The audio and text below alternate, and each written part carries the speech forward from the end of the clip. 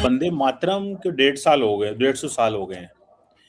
तो आपका जो MI-17 हेलीकॉप्टर है वो उसका फ्लैग लेके आएगा।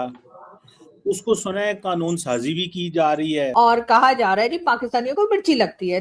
देखो औकात क्या है उनके, वो मैंने पार्ट इतनी दफा देखे फिर भी मेरा मन नहीं भरा। मतलब कि वो इतने सिंसियर है अपनी कंट्री के साथ, अपने लोगों के साथ, अपने नेशनल सॉन्ग के साथ।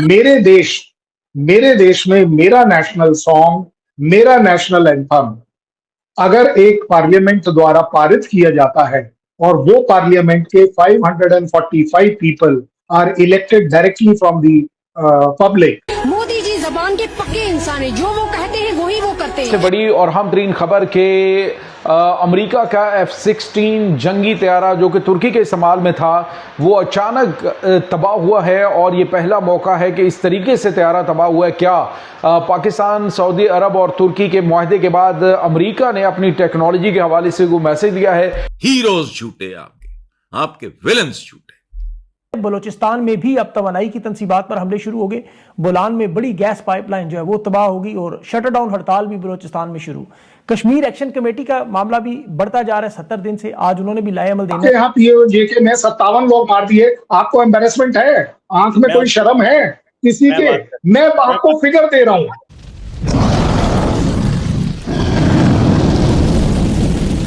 हेलो दोस्तों, जय हिंद। जैसा कि आज की वीडियो क्लिप में आपने देखा, भारत की संसद में 13 अगस्त को एक ऐसा ऐतिहासिक पल देखने को मिला जिसे लंबे समय तक याद रखा जाएगा। मानसून सत्र के आखिरी दिन लोकसभा की कार्रवाई की शुरुआत पहली बार वंदे मातरम के साथ हुई। सदन में प्रधानमंत्री नरेंद्र मोदी, गृह मंत्री अमित शाह, रक्षा मंत्री राजनाथ सिंह, नेता प्रतिपक्ष राहुल गांधी समेत बड़ी संख्या में सांसद मौजूद थे। खास बात ये रही कि राष्ट्रगीत के सभी 6 पदों का गायन किया गया। यह घटनाक्रम ऐसे समय हुआ जब वंदे मातरम के 150 साल पूरे होने जा रहे हैं। सरकार ने भी इसके महत्व को लेकर कई बड़े कदम उठाए हैं। अब 15 अगस्त को स्वतंत्रता दिवस के मौके पर लाल किले से भी एक ऐतिहासिक दृश्य देखने को मिलेगा। प्रधानमंत्री नरेंद्र मोदी के लाल किले पहुंचने पर पहली बार वहां वंदे मातरम का सामूहिक गायन किया जाएगा। यानी संसद से लेकर लाल किले तक इस बार वंदे मातरम स्वतंत्रता दिवस समारोह का खास हिस्सा बनने जा रहा है।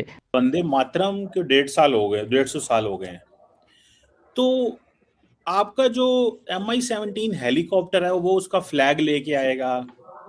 उसको सुना है कानून साजी भी की जा रही है। कैसे देखते हैं कल साहब, जरा हमें हेल्प करें अंडरस्टैंड करने में। मैं आपकी मदद एक्चुअली कर नहीं पाऊंगा।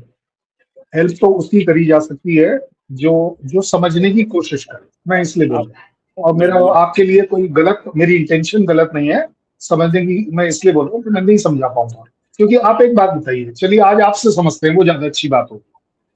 कोई भी वंदे मातरम या कोई भी सॉन्ग, जैसे कि हमारा नेशनल एंथम भी है, क्या वो मजहब के ऊपर है?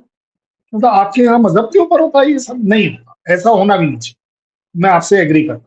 उससे भी बड़ी बात, ये आपने बोला कि मजहब से रिलेटेड है तो मुसलमानों के ऊपर थोपा जाएगा। नेशनल एंथम उनके ऊपर थोपा जाता है? कहीं आपने आज तक सुना कि किसी एक मुसलमान ने ये कहा हो कि जी नेशनल एंथम या नेशनल सॉन्ग अगर कोई भी चीज बनती है तो वो उसके मजहब के खिलाफ है? कहीं पर ये लिखकर आता है कि जनाब ये इस्लाम के खिलाफ है या जीसस क्राइस्ट के खिलाफ है या नानक जी के खिलाफ है? ऐसा कहीं नजर आता है इन गानों में, नेशनल सॉन्ग या नेशनल एंथम में? So that will be a very very conservative. मैं इसलिए बोल रहा था मैं आपको नहीं समझा पाऊंगा। आपने कहा अच्छा इसका कनेक्शन आपने जंतर मंतर से कर दिया, पॉलिटिक्स से कर दिया। यार Jantar Mantar was just a normal protest. हमारे यहाँ पर एक गोली, एक आदमी कहीं पर ना मरा ना इंजर हुआ। सो कॉल्ड क्या क्या फिगर आई है निकल कर आपके हिसाब से, क्योंकि आप इस पर कमेंट कर रहे हैं, कितने कितने बच्चों के चेहरे खराब हो गए? जरा एक गिनती बताइएगा अपनी तरफ से, क्योंकि उसके बाद मैं बताऊंगा हमारी ऑफिशियल गिनती क्या आई है। मैं कभी डिनाई नहीं करूंगा, मैं आप लोगों की तरह नहीं हूं। मैं समझता हूँ ये बहुत बड़ी एम्बैरेसमेंट है कि अरे जनाब एम्बैरेसमेंट में कितने लोग, नंबर तो बोलिए ना। अरे भाई आपकी खबर एम्बेरसमेंट तो ये सबसे बड़ी होनी चाहिए कि आपके यहाँ पीओजे में 57 लोग मार दिए, आपको एम्बेरसमेंट है? आंख में कोई शर्म है किसी के? मैं आपको फिगर दे रहा हूँ, मैं जनाब आपके सामने फिगर दे रहा हूँ।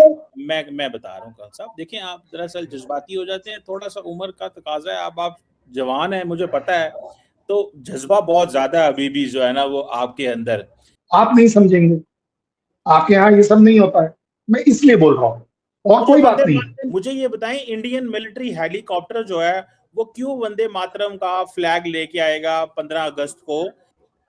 नहीं देखिए, इसमें एक अच्छा एनालिसिस करें जो आपने कहा है, अप्रिशिएट, जो कुछ मजहब अप्रिशिएट नहीं करते, आपका कहना है। मैं तो आपके पास ऐसी 10 चीजें दिखा दूंगा जो हो सकता है कमर चीमा की भी लोग अप्रिशिएट करें या ना करें, बट दैट डजंट मीन कि कमर चीमा अपने काम के तरीके को बदलेगा।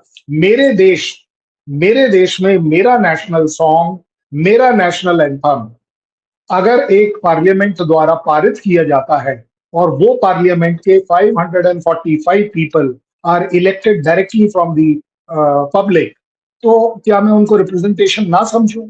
आपको लगता है कि एक सेकंड सुन लो, क्योंकि मुझे मालूम है अब आप अगला मुसलमानों की तरफ ले जाओगे बात। वो जो मेरे इलेक्टेड बंदे आते हैं उसमें मुसलमानों ने वोट ही नहीं किया होता, उनको 0 वोट।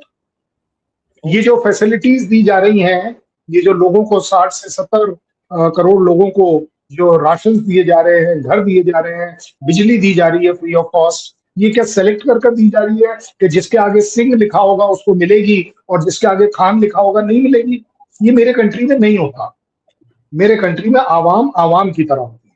और इसलिए मैं आपसे फिर से सवाल पूछूंगा, क्योंकि आपने बोला है, कौन सा ऐसा 2 स्टैंजा है या कौन सी ऐसा एक वर्ड है या कौन सा ऐसी एक लाइन है और वो कौन सा मजहब है जिसके वो खिलाफ है?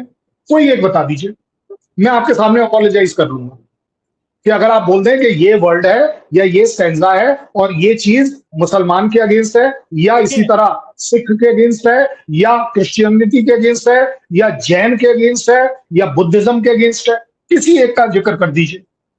मैं आपके सामने खड़ा हूं, आपको माफी मांगूंगा। तो आपका कहने का मतलब ये है कि ये हक सिर्फ उनको या आपको है कि मल्टीपल गॉड में आप विश्वास नहीं रखते हैं? मेरी कंट्री विश्वास रखती है, जीसस क्राइस्ट को पूज लीजिए, नानक जी को पूज लीजिए, दुर्गा को पूज लीजिए। मेरे जो कैलकाटा वाले लोग हैं उनके लिए दुर्गा पूजा से बड़ी कोई पूजा नहीं। मेरे यहाँ पर राम भक्ति से ज्यादा बड़ी कोई भक्ति नहीं। साउथ इंडिया में मेरे चर्चेस के जो जीसस क्राइस्ट का और जो क्रिसमस डे है उससे बड़ा त्योहार मेरे पूरे देश में कोई नहीं। ईद मेरे यहाँ आपसे ज्यादा अच्छी मनाई जाती है। आप बोले मल्टीपल गॉड। अरे मुझे एक सेकंड नहीं, आप नहीं समझे। आपने कहा कि उनको क्या मार दे, आपका नहीं, आपके वर्ड्स जो है ना वो एक्चुअली आपका नहीं, आपके कंट्री के कैरेक्टर को दर्शाता। आपने कहा या तो उनको मार दें या निकाल दें। ये पाकिस्तान करता है कि चाहे वो मुसलमान ही सही, लेकिन उस मुसलमान को आप मार देते हैं या निकाल देते हैं।